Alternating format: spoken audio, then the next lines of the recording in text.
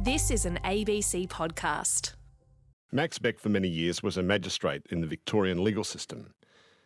Magistrates can be intimidating figures, set up high on a bench.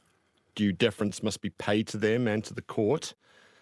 They sit in judgment over flawed human beings, sometimes very flawed human beings, and you might wonder what they can really know of human nature from that lofty position. But Max Beck had more than an inkling.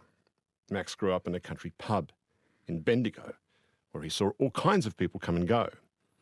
And this was in the 50s and 60s, in the era before the motel, when there was a pub on every corner that would host clientele from prime ministers, Supreme Court judges, to salesmen, vagrants, refined ladies in hats and gloves, and broken-down alcoholics. Max and his sister knew every nook and cranny of that old pub they grew up in, and almost succeeded in burning it to the ground one day while exploring under the stairs. Max learned how to sneak out of his bedroom window on the second floor and take his dad's car for a spin in the middle of the night. Many of the things he saw and heard at the Crown Hotel in Bendigo stayed with him as he went on to become a country lawyer and then a magistrate. Max has written a book about his highly unusual childhood, and it's called Around the Bendigo. Hello, Max. Welcome to you, sir. Yes, hello, Richard. Wonderful to have a chat with you. I am a bit slow on the uptake, Max, but I've just noticed that your title Around the Bendigo. That's obviously an intentional pun, is it, sir? Yes, it is, but please drop the sir. Just call me Max, if you don't mind. Max, what did your dad do before he became a publican? He was a violin player, and he played in the pit orchestras of the silent movie theatres in Melbourne before the talkies came in. And, of course, when they came in, he got the sack. And the soundtrack beat him. And eventually he became a manager of a hotel and became an owner of hotels. And the Crown Hotel in Bendigo was the last one he bought in 1949, when Australia's rabbit plague was at its peak. Why wasn't he sent off to war? He'd had an accident and almost written himself off in his Buick that he was driving.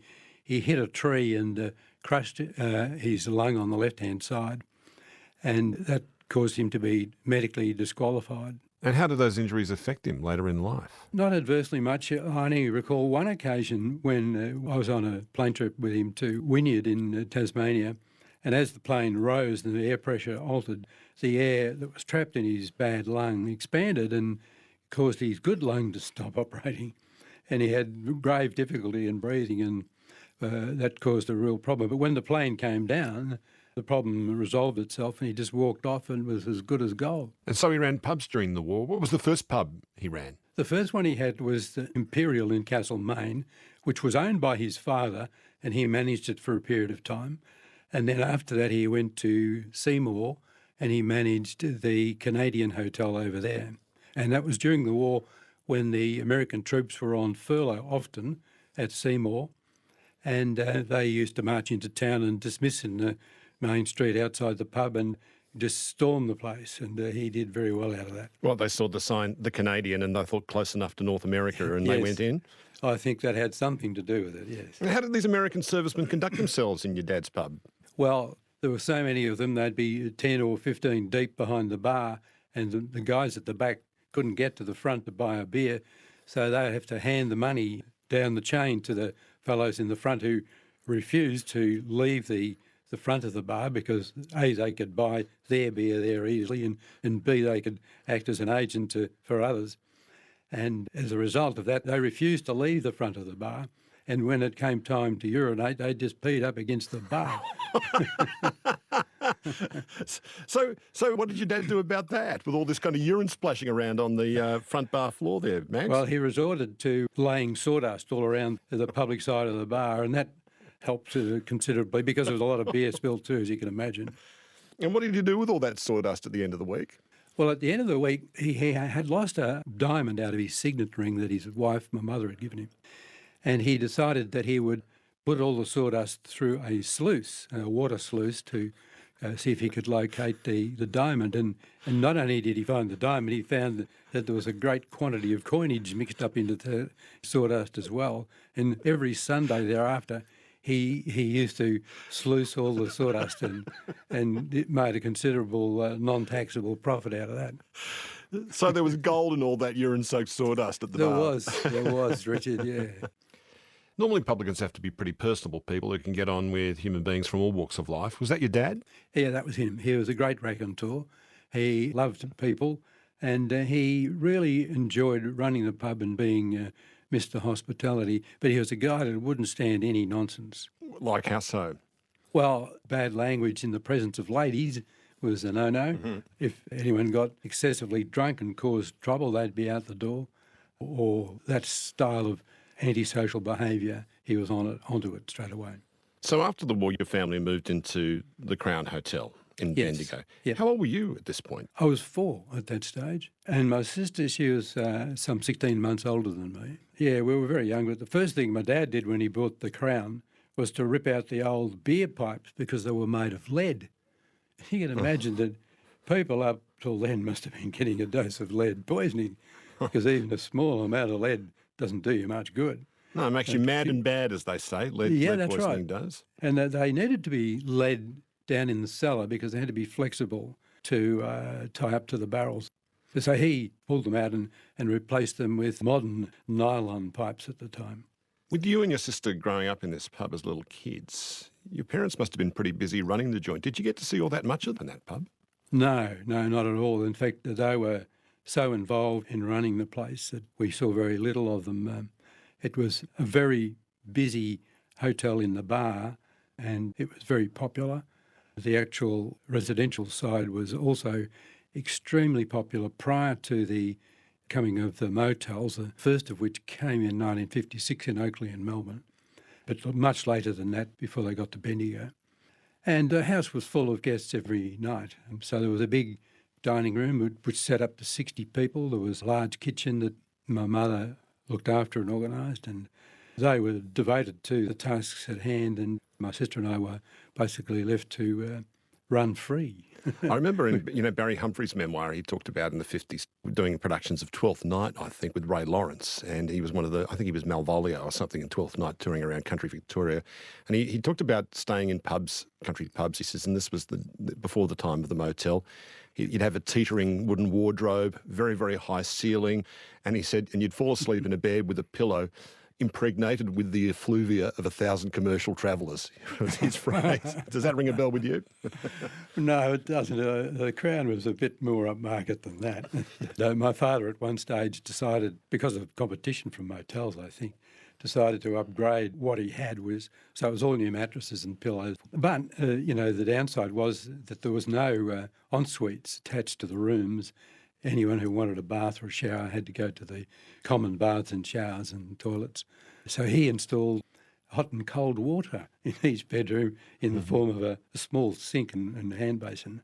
And that was a sales point for him for a number of years before the motels caught up with him. He renovated in his way the bar when he took the hotel over. So what he wanted was more space so men could come in and enjoy vertical drinking during the 6 o'clock swill. So he knocked out walls and things to enable that. The dining room sat 60 people, as I mentioned, and all the walls were lined with wood panelling. There were lovely Victorian sideboards. The tables were set with linen and good cutlery, cruet sets, and lovely serviettes, linen serviettes folded in the shape of a crown. The waitresses were dressed in black with white cuffs, white collars, white apron and a white cap. Menus came out in a silver frame for the tables, and it was a class act. How were the staff with you and your sister? The staff were terrific. They acted many times in a de facto parental relationship with us and took us under their wing, even taking us home to their places on the weekend or during the afternoon break and taking me even on fishing trips. They were an important input into my life. Who was the naughtier, you or your sister, Max? Oh, without doubt it was me. There was no stopping me. It was a public hotel, a public place. So I couldn't be locked in. It was impossible to lock me in because there were so many exits. And I had the hotel was right in the central business district of Bendigo. So I had the free range of all the streets and the parks which were nearby. I could come and go as I pleased. How many pubs were there in Bendigo in those days? There was 72 when my my dad God. bought the Crown. Yeah, it's pretty extraordinary. So it was a massively competitive environment. What did your dad do to make the Crown Hotel in Bendigo stand out? Well, it was very competitive. There were 12 pubs within about 250, 300 metres of the Crown. And he decided that what he would do is have the best product and his beer would be better than anybody else's in the town. He was very particular about bar hygiene. Every morning, all the beer pipes would be flushed out with detergent and then clear water, and then the first couple of beers would be run and thrown away. So the beer was first grade, and it wasn't always in pubs back then. He advertised. He had barmen who were great when it came to service, and he was a man who always ran a straight hotel. There was definitely no gambling. There was very little serious drunkenness, although occasionally there was. It was a well-run pub, and it became known as a place where you could go and get a beer and to be looked after, and it was a civilised place to attend. Was wine served in those days? No, hardly ever, except maybe in dining rooms when the ladies might order a glass of Porphyry Pearl or Matus Rosé or a Pim's #1 cup, but that was it. There's no fancy wines back then. In those days, as you said, there was that bizarre Australian phenomenon known as 6 o'clock swill in pubs. Did you see that unfold and see how it worked? Definitely, yeah. As I got older, I was shanghaied into serving behind the bar, and that could happen to the licensees' children. They were exempt from the usual licensing laws. And when I was 12, I was serving behind the bar during the 6 o'clock swill. And now, this was a 1 hour period, pretty much, wasn't it, between people knocking off work and 6 p.m. sharp, when the bar would have to close, right? Yes, that's right. The bell would be rung at 6 to say 6 o'clock, gentlemen, please, time, gentlemen, please. In 15 minutes, you had after that to drink your last beers before the final bell was rung. And of course, a feature of life back then was that the bar was absolutely full of smoke because everybody smoked. You know, more than 95% of men smoked and smoked heavily. And at the end of the day, with a glass of beer, they smoked a lot.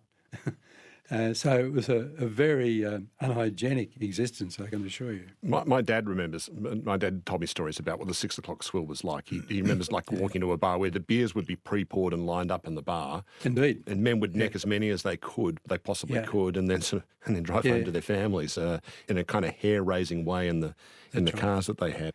Yes, well, the drill was you could buy as many as you wanted before 6 o'clock, but you had between 6 and 6:15 to drink them. So before 6, you could buy 6 pots and line them up, and then you could drink them in the next 15 minutes. So that's what happened. What sort of people would come to stay at the Crown Hotel in Bendigo?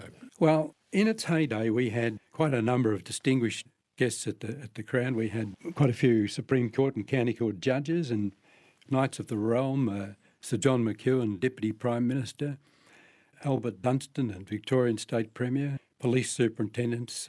Did you have famous actors come and stay? We had Gladys Moncrief, opera singer. We had Frank Thring, he stayed. Frank Thring stayed there, did he? He stayed. I know exactly the room he stayed in. Did he leave it in good order? Oh, he did, yes, he did. You mentioned your dad started out playing violin in cinemas for silent movies, which would have been quite a lovely way of life in many ways. It would have been quite like a dream-like existence. Once he started running pubs, did he perform music in those pubs? Yes. Well, he built a little stage in the dining room and he performed concerts in there during important days such as Christmas, Easter, Cup Days. And he had an entourage that he shanghaied into coming in there and playing with him. There was one bloke who used to stand on his head and sing and drink a glass of beer. He could also play the concertina. We had another guy who was a one-man band. There was a piano player.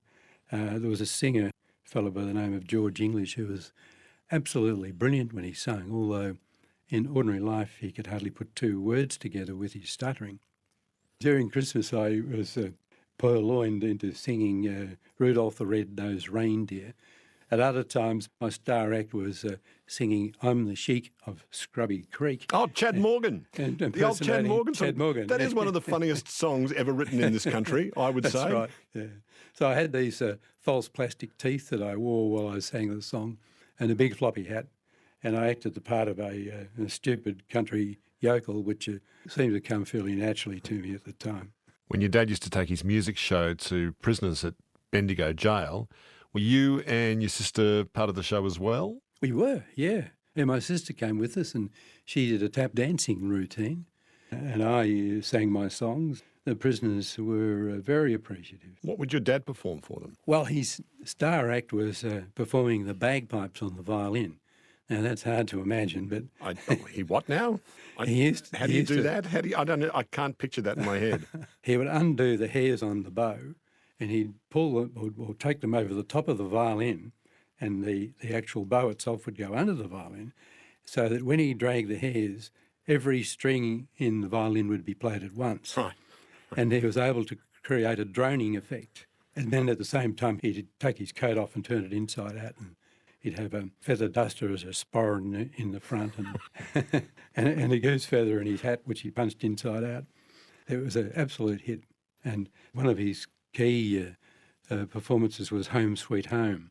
And he had this wonderful introduction to it, which took maybe 10 minutes, how he explained how important home was and how you miss it and how you'd like to be there. And I remember back at the prison when we were performing there, the prisoners, I think, were just about crying at the end of his homily about Home Sweet Home before he'd even started to play it on his violin. So then came the day you and your sister decided to explore under the staircase. Tell me what happened that day, Max. Well, we were very young at the time, but we were told never to go under the staircase. That was a no-no. And there was no electricity under there, no lighting. So we somehow found some candles and went in there with these candles to explore. And it was a great place to explore because under there were stored Christmas decorations and other things that we used for Easter and so forth. And it was an attractive kids' play area, you might say. We were called away, it seems, because we forgot the candles, and eventually they burnt down and set fire to the place. So the fire brigade was called, but in the meantime, it was just almost on 6 o'clock peak hour. My father shanghaied all the men from the bar into doing a bucket line. There was one line in with taking fresh buckets of water and one line out, taking the empty ones back to the water source. And they worked furiously, these guys, till eventually they got the fire out before the fire brigade arrived. Do you remember this, or is this something that's been told back to you from your childhood? I remember it well, don't worry, being one of the offenders. What were you thinking when you were watching the fire break out? I wanted to die, I think, is what I thought. I wasn't very happy at all. But the only damage that was really done, apart from all the paper stored in there, was to my father's bar takings, because he had to shout the bar several times for all the help. And what was your punishment for almost burning down the whole pub? Well, I can't remember. I don't think we were punished much at all because we were both very, very young at the time. You mentioned in your memoir that the pub employed a character that was known as a useful. What is a useful? Well, a useful does all the jobs around the hotel that nobody else wants, like picking up horse manure. There was a fair bit of that back then. Cleaning the toilets, doing basic bar work, restocking shelves, chopping wood for the wood fire, and there were 5 wood fires throughout the hotel, cleaning them, restocking them, setting them each day. So there was quite a lot of jobs he did. Some were less than useful, but the two that were important to me were there was a chap by the name of Danny Morrison who taught me how to box. Danny was an ex-pug. And by that, I mean he was a former professional, inverted commas, boxer who boxed in the boxing tents that went around the agricultural shows and Easter shows. At that stage, when he was working there, I would come home from school quite often with a blood nose or a cut lip or a black eye, much to my father's amusement, who would do nothing but laugh at it. Danny was more concerned, and he decided he'd teach me how to box. He bought me a pair of boxing gloves and he'd get down on his knees and I'd have to box him and he'd block my blows and tell me what to do and what not to do. he was an important guy to me. He also bought me a dog. Was there a moment when those boxing lessons worked for you in a punch-up, Max? Oh, yes. Several times they worked for me, and then there were several times when they didn't also. The other guy was a guy by the name of Barney Fagan. Both these usefuls lived on the premises in one of the old stables out the back of the hotel. So they were always there for me to wander around with and annoy and talk to. And Barney sort of adopted me, and he took me under his wing, and on Sunday he would take me to church. My parents were Protestants, but Barney was Catholic, and he would put me on his bike on the crossbar and link me down to St Killian's Church and to Mass on Sunday morning, with my father's approval. And then after that, we'd go out to the lake and feed the ducks with stale bread. And on one occasion when I was there, I fell in. Barney jumped in and rescued me. And if he hadn't have been there, I'm sure I would have drowned. And he was a guy who taught me a lot. You know, he taught me how to swear. He taught me, he increased my vocabulary considerably. Yeah, Australian men in those days had colourful phrases. You know, Barry Humphries is adopted. My dad used to use some of them. Yeah, he used to say to me things like, "Son, you're as slow as a wet week," or Yes. "You're as slow as an old moll at a christening." I never knew what that meant at all. Do you hear phrases like that in those days, Yes. Max? Yeah, Barney used to say, "There's no flies on you. You must have got out of the wrong side of the bed this morning." I never could figure that one out because my bed was up against the wall and I could only get out of one side. Did living in a pub make it difficult for you to socialise with kids your own age, Max? It did in this sense that kids my own age never came to play with me at the pub because hotel environments back then were not a place where children should go to play. I don't think they are today for that matter, but back then even more so. So none of my mates could come around and play there because their parents wouldn't let them. But I could, on the other hand, go to their houses and play. What did that mean for birthday celebrations? Well, there was no point in inviting kids to come to a birthday party because they were not allowed to go, and the chances are the invitations would be refused. So my sister and I never had birthday parties. There weren't any. And we felt in that sense different and somewhat isolated, you know, from other kids. So you never had birthday parties, but what about Christmas? Well, Christmas was the same. As no time at all during my life as a kid did I ever sit down and have Christmas dinner with my parents because at that time they were flat out running the pub. In fact, I would be, if anything, doing jobs around the place to assist in that, emptying ashtrays and cleaning and wiping them, and you know, wiping the tables and the lounges with a swab and cleaning up spilt beer and that sort of stuff. I used to do to get pocket money. So you could learn, as a kid, you knew how to pull a beer and empty an ashtray. Did you miss out on things, though, in your social education? Yeah, I did, in this sense that in the pub environment when I was brought up there, we never had to wash a dish, so I never learned how to wash dishes. My wife's taught me how to do that. I've never made beds or did any cooking because nobody taught me how to make a bed or do any cooking. I had no supervision over how to use cutlery properly at the table. You know, just little things like that. I had no parental supervision in those things. I imagine, though, I think if you grow up in a pub, you would absolutely know 30 seconds before any violence would be about to break out in a room or when the mood of a room would go bad. Yes, I think you became a better judge of people over a period of time because you can imagine every day you would meet new people. I mean, most parents would say to their children, and rightly, don't talk to strangers. Well, we had to talk to strangers every day, and there's a new lot of them every day to talk to. And they'd be asking us all sorts of questions and so on, and most of it was boring, but we had to deal with that. What lessons or values then did your parents teach you growing up in this pub? Well, from my father's point of view, he taught me, he always used to say to do the right thing, play a straight bat, be honest, and keep your word, and pull your own weight. And he had all these phrases, you know, that were all quite accurate and correct. And he was like that himself, you know. He was a good role model to follow. My mother, she had a drinking problem, but she was a very generous person, particularly when it came to giving things or money. She was less generous in relation to hugs and affection. We didn't have much of that at all. But I certainly, as a child, because of all the jobs I had there at the hotel, had more money, I think, than most other kids my age. And my father was a good remunerator. He paid me well for the jobs I did.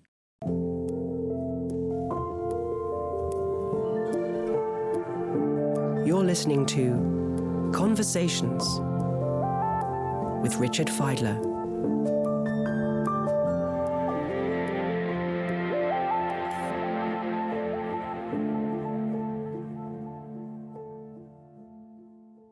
So, Max, as you got older living in that pub, how did your mischief making change in your teens? Yes, well, I became more adventurous. I used to sneak out of the hotel at night by locking the door of my bedroom and going through the window and climbing down the cast iron sewage pipe. Then I'd go up to Rector's American Cafe, where there was a jukebox, and have a packet of cigarettes and a malted milk, and listen to the latest hit tunes and play the So you're like Marlon Brando in The Wild One, are you, essentially? Yeah, right. much like that. Having a cigarette and a milkshake in an American cafe in the middle of the night. Absolutely. Right, right. And how would you get there, Max? Well, again, as I got further older, I used to exit the bedroom in the same manner and borrow my father's 1949 straight 8 Packard. It was a machine that had a 3-on-the-3 gear stick and an overdrive on each gear. So I eventually worked out that you could do more than 120 kilometres per hour in second gear in that thing, as long as it was in a straight line. Well, it seems you weren't the only adventurous one in your family. At some point you found out about your illustrious great-grandmother, Jane Dunstan. How did you find out about her story? Yeah, very much she was part of the family folklore. My father used to tell me the story about his great-grandmother who had walked overland from Adelaide to the goldfields with 6 children. Her husband had died before she left Adelaide, and 2 other children had died over there.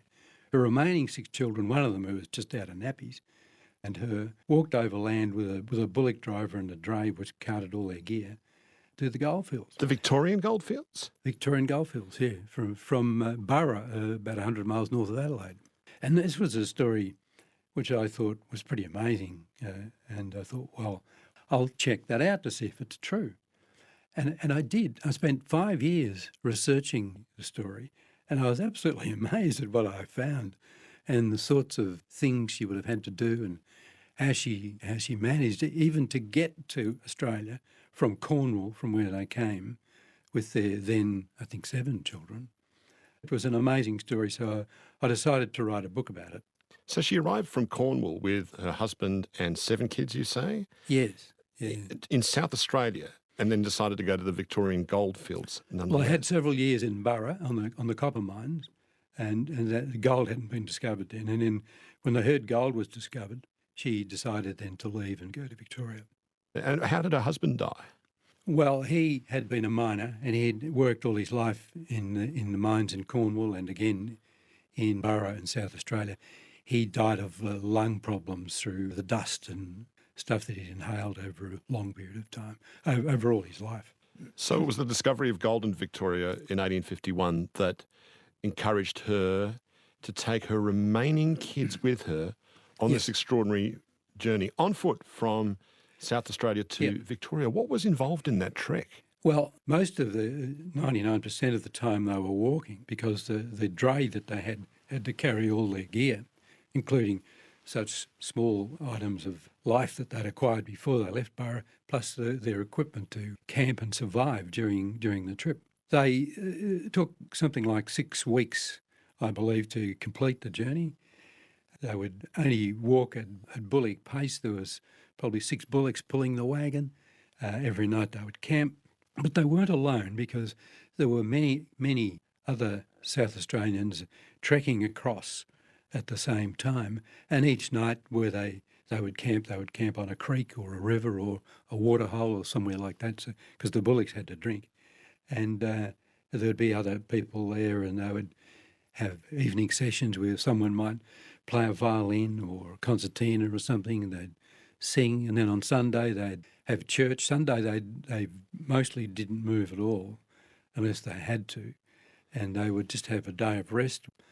If you keep doing that long enough, eventually you get there if you survive, and that's what they did. And how did she fare once she'd arrived with all her kids at the Victorian goldfields? Yes, well, she married again, and then she had 2 more children, so she had a total issue of 11 children, and eventually she finished up with 49 grandchildren. You mentioned there, while you were growing up in the pub with your mum and dad, your mum was an alcoholic. I wonder how difficult that was for her, living in a pub. Yes, yeah, well, it was, and it was for my sister and I too. I didn't appreciate early on when I was younger that she had a drinking problem. The first time I really became aware of it was when she turned up at parent-teacher interviews at high school, quite inebriated, and that was an embarrassment to me, and I'm sure to her too. Was she openly alcoholic, or did she try and conceal it with those kind of little tricks that sometimes alcoholics use? Well, she had to conceal it in the end because my father did everything to try and stop her from getting drinks. But earlier on, she would just buy whatever she could from the bar or get whatever she could from the bar.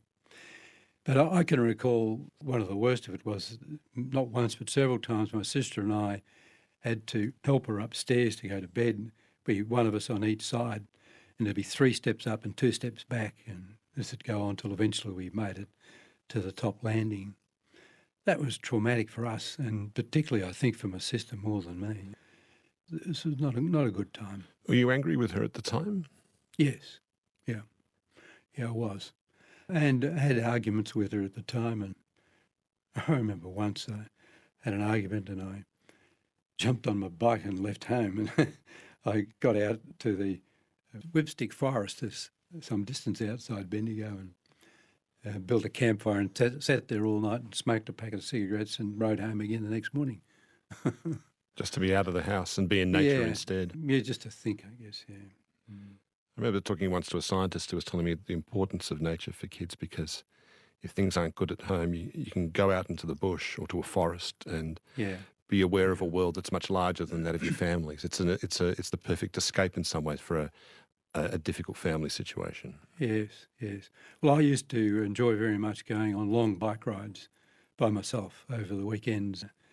I would ride to Heathcote from Bendigo is the longest distance I did, but Castlemaine and Beck and other country towns around, and I enjoyed the solitude and just the bush and the sense of achievement it gave me to do that. How old were you when she died? I think I was 14 to 15. And what do you think about her now, looking back with the benefit of years of life experience and as a lawyer and as a magistrate now, and seeing so much of human flawed humanity in the course of your long career, Max? Well, I feel very sorry for her because I don't think she had an opportunity in a way to get away from alcohol, given her circumstances. And I mean, she had been more than 20 years living in a pub by the time she died. I think it was an environment that she couldn't cope with, you know. She was a person who was suffering from depression in the end. The black dog followed her around, and I remember seeing her standing in front of a mirror crying with a cigarette in one hand and a brandy in the other, or a scotch or something. And I'd say to her, "Mum, what's wrong?" And she would say nothing, you know. And I, to this day, I don't know her full story, and I never will, but I'm sure there was more to it than I knew. Perhaps it's best I never find out. How did your dad cope with losing her and then raising you and Zelda on his own? Oh, he was devastated, and he blamed himself, you know, for it. And I mean, he probably had some blame to share, but not as much as he adopted. And he became deep deeply grieved, and he suffered a psychotic grief, in my view, for 6 months at least or more. My sister and I, at a very young age, spent a lot of time sort of supporting him and keeping him going. In our own strange little juvenile way, we did what we could. But he came good after a while and soldiered on. And how about you? What impact did her death have on you? I mean, sometimes in these circumstances, a child, this might be a terrible thing to say, but might even be relieved. Well, I think that's right. I mean, I think a lot of my grieving for her had happened before she died. And she had been an embarrassment to me on more than one occasion. And, it was a sense of relief, but also a sense of extreme grief too. I mean, I cried like hell, It was a terribly mixed up sort of time I went through. But you are right in saying that there was a sense of relief. How do you remember her at her best? She was a very generous lady, and she was well loved by everybody. She would do anybody a good turn. I mean, if somebody came to the kitchen door at the back of the hotel and they were down and out, she'd invite them in and give them a free meal, and she would contribute to anybody who needed help. She was that sort of person. So, Max, when did you decide law was what you wanted to do with your life? Well, it wasn't until the very end of my high school education that I thought I'd better do something with myself. And I thought I'd get into university and try law. And it wasn't really a thing that I did passionately at the time. I was hopeless at maths and arithmetic, so science was out. And the only thing left for me was humanities. And I didn't particularly want to be a teacher. I'd had some bad experiences with them anyway, and some good ones too, I might add. But I thought, well, I'll give law a go. And it was kind of like that, except that my father was always saying to me, be a lawyer, son, they make plenty of money. And he always counselled me to do that. My father supported me through university, but to get some money to spend during the year, I worked in various jobs. Probably the most important one I had was up at the Snowy Mountains. I worked there 2 years in a row as a labourer on the pick and shovel. Veranda Camp, it was called, the other side of Cancoban, in the Gee Gorge. And it was a fabulous experience. There were so many people there from other countries, kind of like the United Nations. There were Greeks and Italians and Yugoslavs and Irish and even some blokes from Papua New Guinea who were learning how to drive bulldozers. One bloke had a pet dingo, and they were a really interesting bunch of fellows. It was one of the best things I've ever done in my life. Was that dangerous work? It could be. I remember once we were digging a trench, a big deep trench to lay a huge concrete pipe in to collect water from a tiny little dam to send it down the mountain to the Gee Gorge. And as we were shoveling or digging out something at the bottom of the trench, one of the blokes yelled out a warning, get the hell out of here. So we clambered up the trench to the surface, and as we did, the mountain fell in and filled the trench right up to the top. So that was the closest shave I had up there, except for the times I had with tiger snakes, the tricks that were played on various people with them. There was a guy up there his name was Billy Payne, and he was a tiger snake wrangler. He was my foreman, and his thing was to catch tiger snakes and to play tricks with them. On one occasion, he caught a snake and crushed up its fangs so it couldn't bite anybody. And then he came up behind a bloke and shoved it in his pocket. Well, it was still very much alive, I never saw that happen, but I heard that story told many times. And he told me himself a story how he'd caught a snake and he was driving back to the camp with it in the bottom of the Land Rover. And he was taking it back to play a trick on somebody, and suddenly it came alive and started twisting around the pedal in his leg. So he stopped the car and opened the door and went to jump out, and he had his seatbelt on. Because the Snowy Mountains were the first people in Australia to have seatbelts.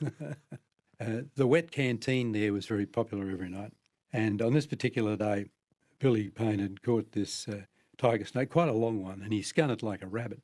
By that I mean he took the skin off so it formed a long sock or like a hose, tied it at one end with cord or string, filled this sock with sand, and then tied the other end, then shoved it in his shirt, and then went into the wet canteen, waited till this guy was either his best friend or his worst enemy, had a huge tray of schooners, and as he was heading back, hit him around the neck with this snakeskin full of sand, wrapped around 3 or 4 times. And the schooners went up in the air and all hell broke loose. I tell you. So he was a total bastard, in other words, like that. No, he's Shocker. he was kind of, but he was a good bloke, He was a good bloke. So once you completed your law degree, where did you hang your shingle first, Max? Back at Bendigo in my dad's pub. In the pub? In the pub, yeah. Was the pub still being, or like did you want to sit up in a corner table or something, or what? He'd surrendered the licence Right, by then. right. And he'd turned the hotel into shops along the front. And one of the vacant shops was taken over by me rent-free, and I started my practice there. Was your dad still somewhere in that pub building? Yes, he still lived there. He had his little flat out the back and his bedroom upstairs. And all those people you'd seen coming and going over the years, did some of them end up as your clients? They did. Yes, indeed. So, some of the people I'd went to school with, and indeed people I'd seen over the years had come into the hotel, and some of them who were even staying still at the hotel because there were still some residential clients there, even though the place was very much diminished from its heyday. I think if you live and work in a pub for all those years as a kid and then work as a lawyer and then as a magistrate, do you arrive at a kind of a view of human beings, humanity in general, their inherent goodness or badness or brokenness or loveliness? Max, do you have any kind of philosophy on that? Well, I kind of do, I suppose. I think that no person is so bad that some good could not honestly be said about them. Now, I still think there are probably exceptions to that rule because I have seen some particularly bad ones. But, that's the way I approach people. We all have our faults and our flaws. None of us are perfect. But some of us have some marvellous characteristics that are worth highlighting, and I think that's how you deal with people, and you listen to them and give them time to tell their story. When you were growing up in Bendigo, it had, what did you say, 72 pubs and 3 palatial cinemas of a kind? Yes. Now, there'd be a lot fewer pubs than that. I'm guessing there'd be a multiplex there. There'd be fine dining around Bendigo. It's kind of a wealthy tourist city these days, wealthy tourist town. It's a lovely city. Yeah. Has that world gone entirely? Do you see that old Australia as another country now? Yes, I suppose I do. It's part of history, I mean, I'm now in my 79th year. I've lived long enough to live through history. I was born at the time of the Second World War, and when Australia was going through its worst time in history, and the time after that was a special time when the country was recovering, and it was indeed quite different to what it is now. It's historically an iconic period. It was a purple patch for me, and I was very lucky to live through that period. I do miss the old picture theatres, but I lived in that part of history, and I regret that it's gone. And it was a great time to be alive, and I also was lucky, to live through the rock and roll era, and the time after the war was a time when, for the first time, young people, young kids, were called teenagers. Before that, they weren't teenagers. So I was one of the pioneer teenagers, and I warmed to that very much. It was a great time to live. But I don't regret that it's gone. You've got to move on, don't you? Things change. Max, it's been a real pleasure speaking with you. Thank you so much. It's been a pleasure speaking to you too. Thank you, Richard. The trail of broken hearts. So parents, do take warning and heed what I say. Keep your daughters out of sight when I come round your way. But they say I'm just like Casanova. I drink, I smoke, I swear. They say I'm the sheik of Scrubby Creek, but I don't care. Just a smidge of the great Chad Morgan for you there. Thought it was best to go out on the dingo howl. Max Beck's memoir is called Around the Bend I Go. I'm Richard Feidler. Thanks for listening.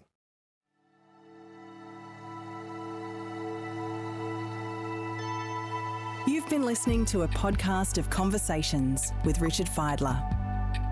For more Conversations interviews, please go to the website abc.net.au/conversations.